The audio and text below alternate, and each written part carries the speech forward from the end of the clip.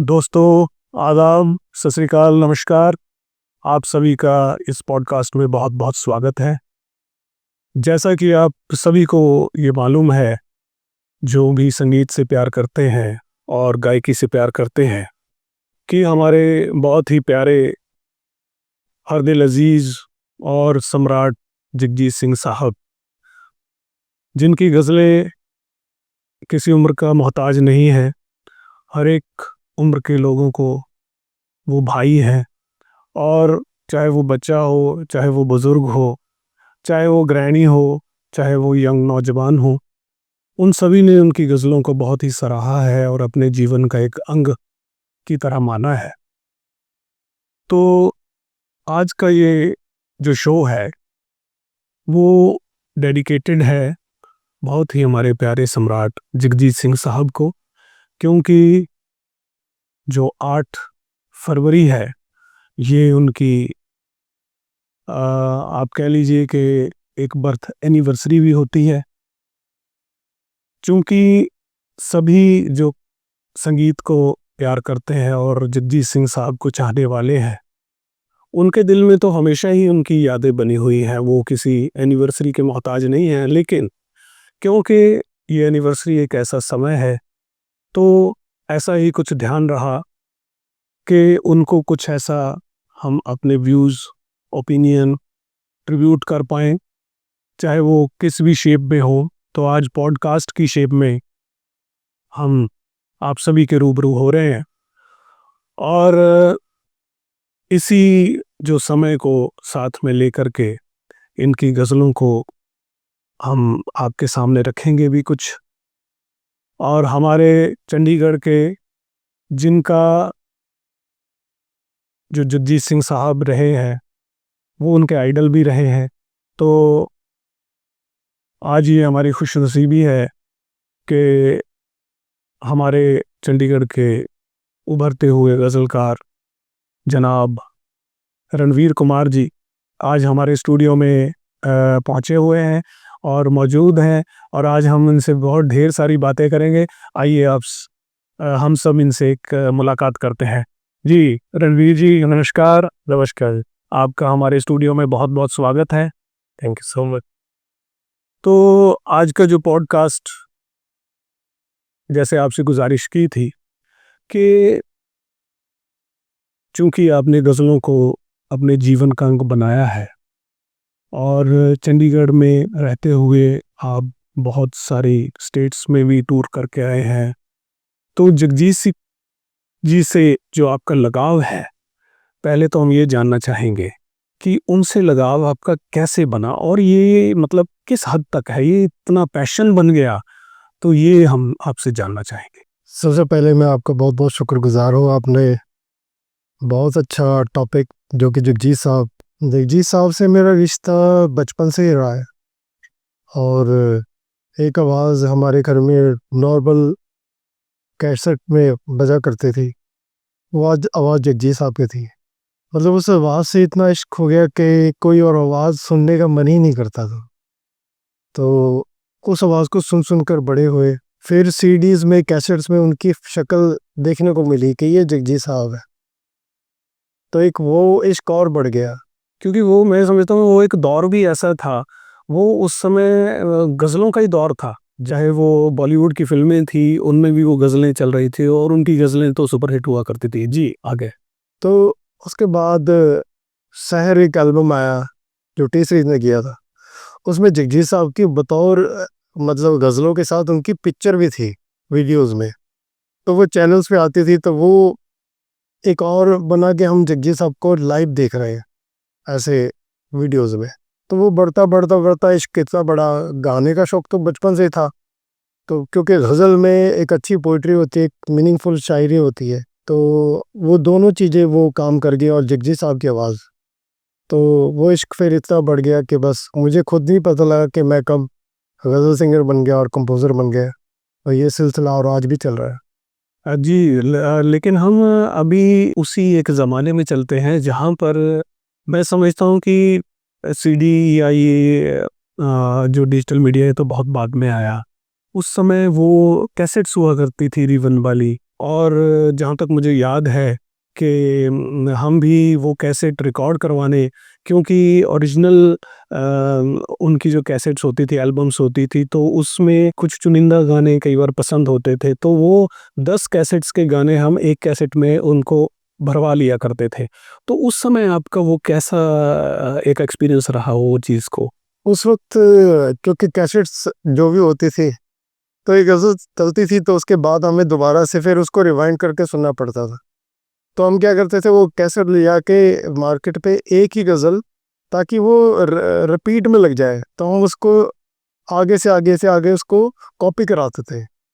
तो वो कैसेट्स हमने लेनी नहीं और वो प्ले करके बस वही गज़ल ही चलते रहनी लूप की तरह बस। लूप की तरह। तो वो गज़ल झुकी झुकी सी नज़र, तो उस गज़ल ने मुझे, स्पेशली उस गज़ल ने मुझे मतलब ऐसे अपनी तरफ खींच लिया। तो वो कि आप उस गज़ल में फिर फ़ना हो गए।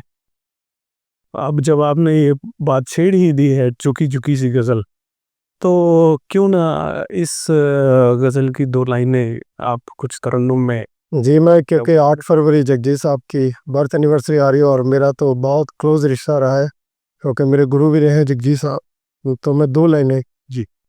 झुके झुके सी नजर बेकरार है कि नहीं, दबा दबा सा सही दिल में प्यार है कि नहीं, झुके झुके सी नजर। आहा!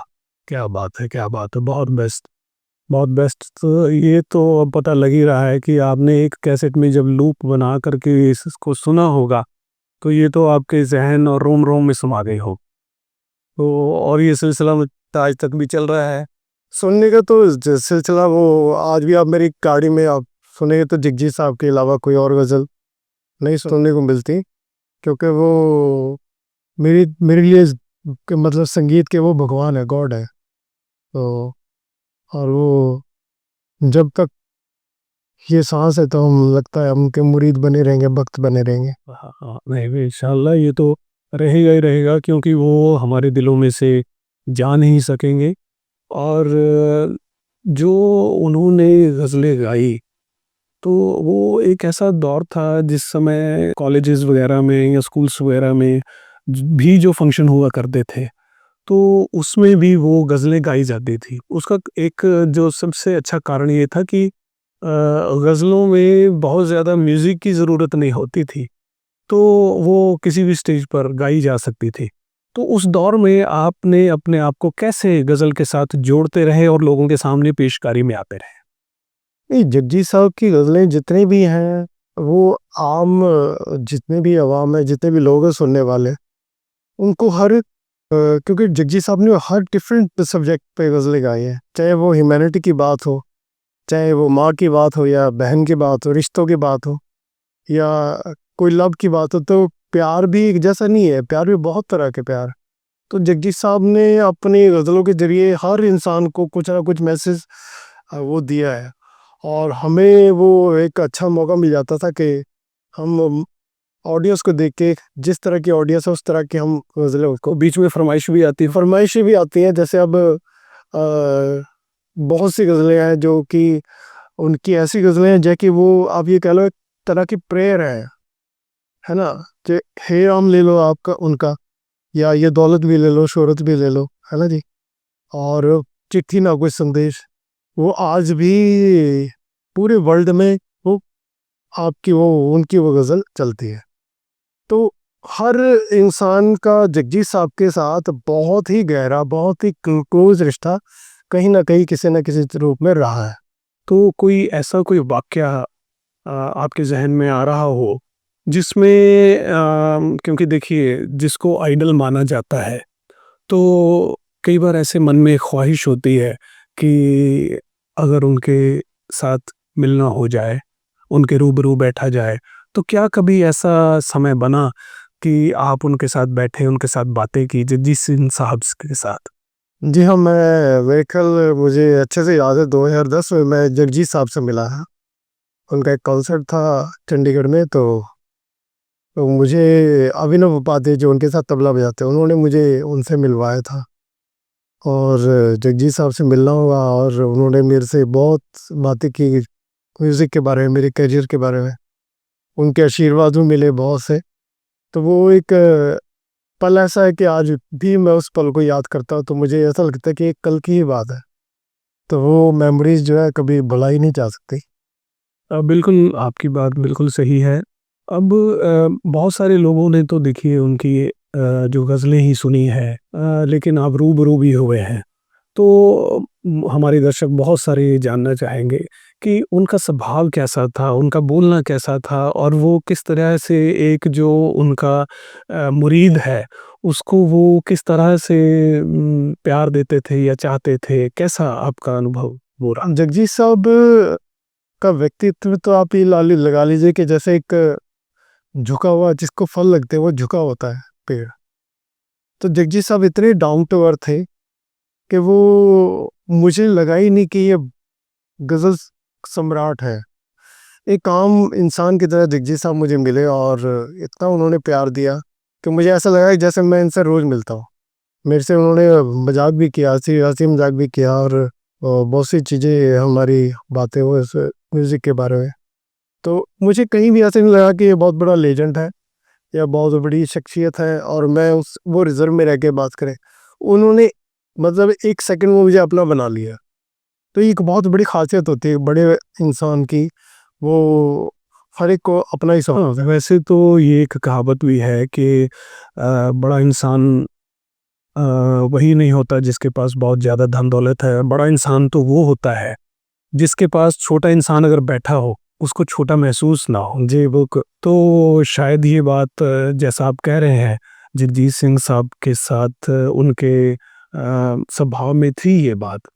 तो उसके बाद आपने जो अपना ये जो सफ़र है गज़ल गायकी का, इसको क्योंकि जहाँ तक मैं जानता हूँ, आपने इंडिया में बहुत सारी स्टेट्स में प्रोग्राम्स किए हैं, जिसमें जगजीत सिंह साहब की ही गज़लें गाई हैं। और इंडिया ही नहीं, आप इंटरनेशनली भी आपने कई प्रोग्राम्स किए हैं, चाहे वो इंग्लैंड की बात हो, कनाडा की बात हो, अमेरिका की बात हो।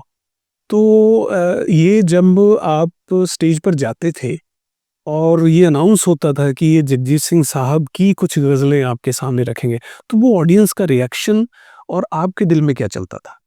देखिए रिएक्शन तो पहली गज़ल से ही मिल जाता था फीडबैक, क्योंकि जहाँ मैंने गज़ल शुरू करनी तो वहाँ तालियाँ बज जानी। तो वो तालियाँ मुझे नहीं जगजीत साहब को पड़ रही है कि वो गज़ल जगजीत साहब की है। मैं तो उनका एक छोटा-सा नादान सा एक सेवक हूँ और शागिर्द हूँ। तो बट वो जो फीडबैक है क्योंकि जगजीत साहब इतना घर कर चुके हैं लोगों के दिलों में कि वो मिस करते हैं लोग गज़लों को। और वो गज़ल कहीं उनको लाइव ऐसे सुनने को मिल जाए तो वो बहुत खुश होते हैं। तो वो अपनी खुशी का इज़हार मतलब इस तरीके से फीडबैक मुझे सभी कॉन्सर्ट्स में अब तक। और उसका कारण शायद ये भी हो सकता है कि गज़लें तो उनकी हर कोई पसंद करता है। लेकिन चूँकि कहीं न कहीं एक कह लीजिए कि एक झिझक होती है कि वो उसको गा नहीं पाते, स्टेज पर नहीं आ पाते या हो सकता है उनको सुरों की नॉलेज ना हो। तो आपने तो इन सभी चीज़ों को महसूस किया और आप प्रोफ़ेशनली भी इस चीज़ में आ गए। सुनते हुए, उसको महसूस करते हुए, लेकिन उसके बाद उसको बाय प्रोफ़ेशन हो जाना, ये एक बहुत बड़ी बात है। ये एक हर इंसान सुनने के लिए तो राज़ी हो जाता है, लेकिन परफ़ॉर्म करने के लिए और उसी को अपना लाइफ़ का एक आइडल बना लेना और उसको प्रोफ़ेशन चुन लेना, एक बहुत बड़ी बात है। तो आपको इसमें चैलेंजेज़ क्या-क्या आए? क्योंकि देखिए क्या है, जब प्रोग्राम्स होते हैं तो डिफरेंट ऑडियंस भी होती है और कई बार प्रोग्राम्स अवेलेबिलिटी है या मौसम है, कैसे-कैसे कभी सर्दी है, गर्मी है, तो वो आपका किस तरह से चलता रहा सिस्टम? देखिए अवेलेबिलिटी का तो ऐसे जैसे कॉन्सर्ट कोई होता है तो वो तो हो ही जाते हैं। पर वेदर का होता है जैसे किसी तरह का क्या माहौल है, क्या स्टेज है, कैसी लाइटिंग है, कैसे साउंड है, वो सब चीज़ें इफ़ेक्ट करती है। पर हम जब स्टेज पे चले जाते हैं तो हम सब भूल जाते हैं। हमें है कि हमने अपना बेस्ट करना है, चाहे वो स्टेज कैसे भी हो, कोई भी हो। तो हमारा तो 100% कोशिश होती है कि जो सुनने आया है वो खुश होके जाए, और वो उसको ये ना लगे कि यार कॉन्सर्ट अच्छा नहीं हुआ। तो कभी ऐसा नहीं हुआ है कि आप स्टेज पर हैं और आप उनकी जो फ़ेमस या फ़िल्म की ग़ज़लें हैं वो गा रहे हैं, लेकिन ऑडियंस में से ऐसी फ़रमाइश आ रही है, जैसे सपोज़ आप पंजाब में हैं, तो उधर से फ़रमाइश आ रही है क्योंकि आप समझते हैं कि जो ऑडियंस है उनको थोड़ा-सा पंजाबी माहौल चाहिए होता है। तब वो कहते होंगे कि भई हमें कुछ पंजाबी में सुनाइए। तो आप उस समय जगजीत सिंह साहब का क्या ऐसा जगजीत साहब के काफ़ी, जैसे शिव कुमार बटालवी साहब की बहुत चीज़ें जगजीत साहब ने गाई है, और पंजाबी भी बहुत फिल्मों में भी जगजीत साहब ने काफ़ी गाया। और वो बहुत सी ऐसी चीज़ें जैसे टप्पे हो गए, और बहुत पंजाबी गाने हो गए जगजीत साहब के जो ज़्यादा फेमस है। मेरे ख़्याल से हमारे ऑडियंस भी चाहेंगे कि जो आपने टप्पे की बात की है, तो मुझे भी बहुत पसंद है जगजीत सिंह साहब के टप्पे।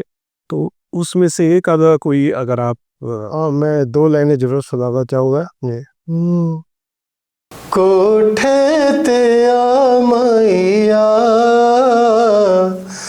कोठे ते आ मैया, मिलना ते मिल आके, नहीं तो खसमनु खा मैया, मिलना ते मिल आके, नहीं तो खसमनु खा मैया। क्या बात है, क्या बात है। और एक और मुझे ऐसा ही याद आ रहा है कि एक वो उन्होंने थोड़ा रवानगी वाला भी पंजाबी में कुछ गीत गाया था, चुल्हे अग ना चले अगले कड़े दे इसकी भी एक आधी लाइन अगर कुछ है। जी, मैं वो भी 2 लाइनें सुना दे। जी जी जी। चुल्हे अग न कड़े दे विच पानी पानी पानी, चुल्हे अग न कड़े दे विच पानी, छड़िया दी जून बुरी, छड़िया दी जून बुरी, चुल्हे अग न कड़े दे विच पानी, छड़िया दी जून बुरी, ओ छड़िया दी जून बुरी, होए रब, होए रब्बा, रब साडी भी बना दे कोई रानी, रब साडी भी बना दे कोई रानी, छड़िया दी जून बुरी, छड़िया दी जून बुरी। क्या बात है, क्या बात है, क्या मुझे लग रहा है जो ऑडियंस सुन रहे होंगे, वो भी हो सकता है साथ में तालियाँ बजा रहे हों इस पे, क्योंकि ये गाना ही बहुत ही दिल को टच करने वाला है, बड़ी कशिश है इस गाने में भी। तो अब हम यही बातों का सिलसिला आगे लेकर के चलते हैं। जैसे हमने अभी ज़िक्र किया कि जगजीत सिंह साहब की जो ये बर्थडे एनिवर्सरी होती है 8 तारीख को, वहीं ऐसा भी है कि जो निदा फ़ाज़ली साहब हैं, बहुत ही अच्छे शायर रहे हैं और जगजीत सिंह साहब ने उनकी बहुत सी गज़लें गाई हैं और शायद निदा फ़ाज़ली साहब लाइमलाइट में भी उनकी गज़लों के करके ही आए हैं। तो 8 तारीख को उनकी भी पुण्यतिथि होती है। मुझे ये भी पता लगा है कि निदा फ़ाज़ली साहब के साथ भी आपके बहुत गहरे संबंध रहे हैं, तो इसके बारे में थोड़ा बताइए? हाँ, निदा फ़ाज़ली साहब मेरे बहुत वन ऑफ माय फेवरेट शायर रहे हैं, और मैंने तकरीबन, मुझे अगर याद है, मैंने 20 गज़लें उनकी कंपोज़ की हैं। अच्छा, जिसमें से अनुराधा पौडवाल जी ने, हमारे हिंदुस्तान की बहुत बड़ी मशहूर प्लेबैक सिंगर, उन्होंने मेरी 3 गज़लें गाई हैं, और बाकी और कुछ सिंगर हैं, बाकी कुछ गज़लें मैंने भी गाई हैं।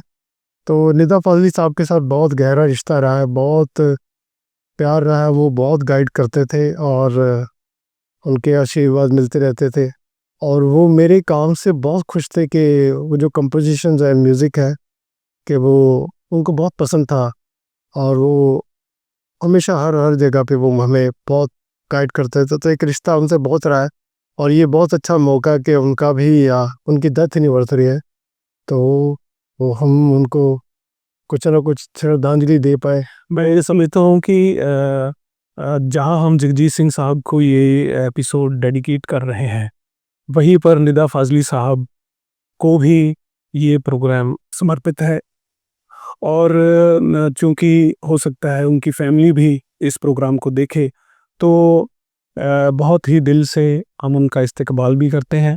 और जहाँ आपने बात कही कि उनके साथ आपका गहरा संबंध रहा, आपने उनकी गज़लें कंपोज़ भी की, तो कोई ऐसे शेर जो उनकी गज़लों के बड़े आपको अच्छे लगते हों? जैसे निज़ाम फ़ाज़ली साहब एक ऐसी शख्सियत है, उन्होंने मतलब दुनिया से हट के कुछ चीज़ें लिखी हैं जो कि आम पब्लिक में आम शायर नहीं लिख पाता।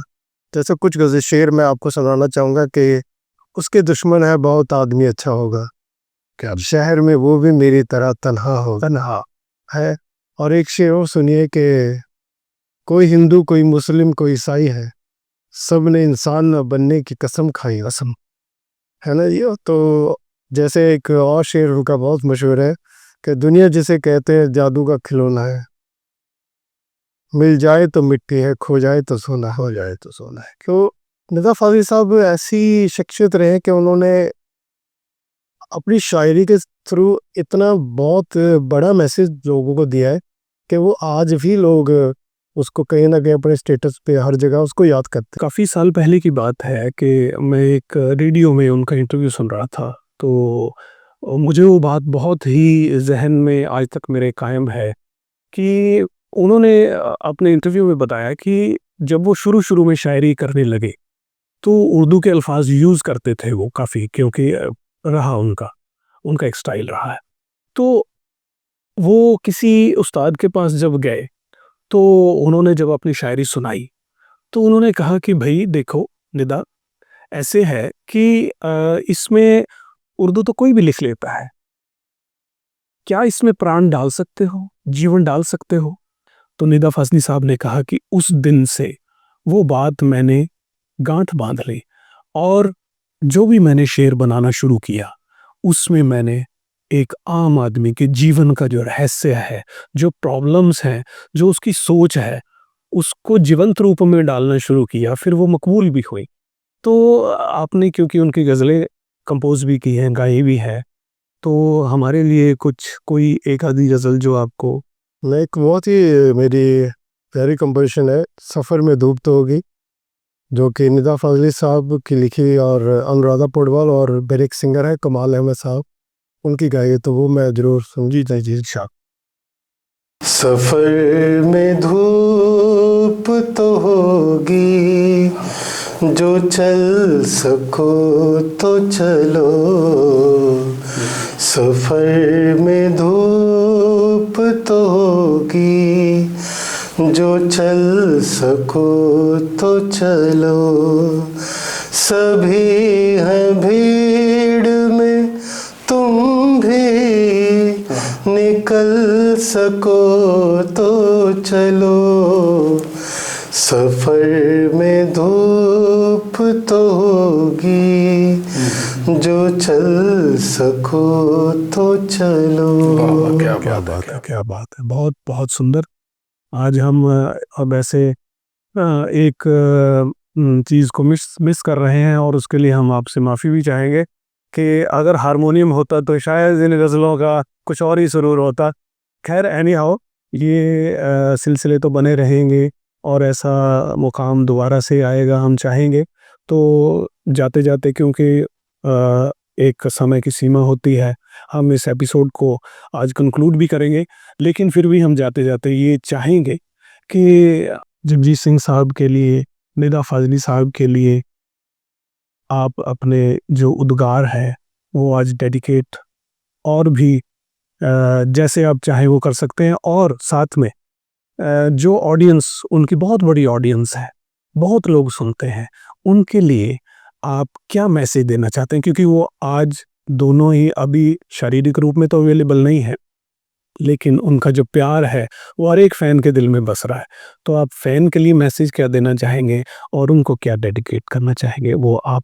जी, तो निदा फ़ाज़ली साहब और जगजीत साहब के बारे में क्या कहें, वो तो एक उम्र भी कम है मुझे लगता है ना? Unmatchable pair. तो वो डिस्कशन बेस है, जिस पर इसका कोई टाइम बाउंड तो है नहीं, है ना ये तो। बट ये ज़रूर है कि जगजीत साहब और निदा फ़ाज़ली साहब ने दोनों एक ऐसा मतलब ऐसा जोड़ है जो कि गज़ल की दुनिया में बहुत बड़ा नाम है दोनों का ही। जैसे उनकी गज़ल है, होश वालों को खबर क्या बेखुदी क्या चीज़ है, इश्क कीजिए फिर समझिए ज़िंदगी क्या चीज़ है ना।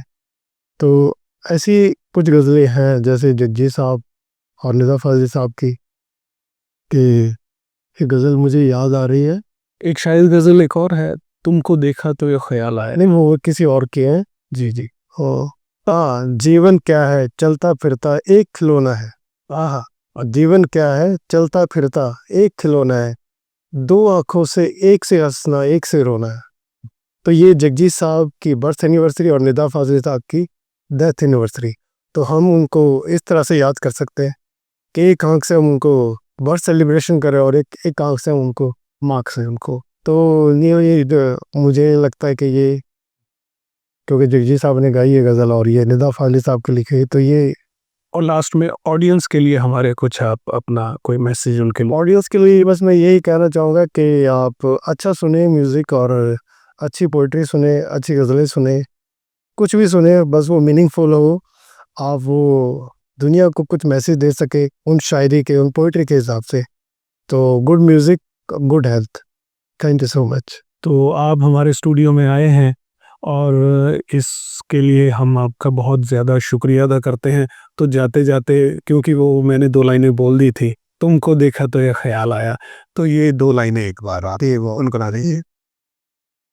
तुमको देखा तो ये ख्याल आया, जिंदगी धूप तुम घना साया, तुमको देखा तो ये ख्याल आया।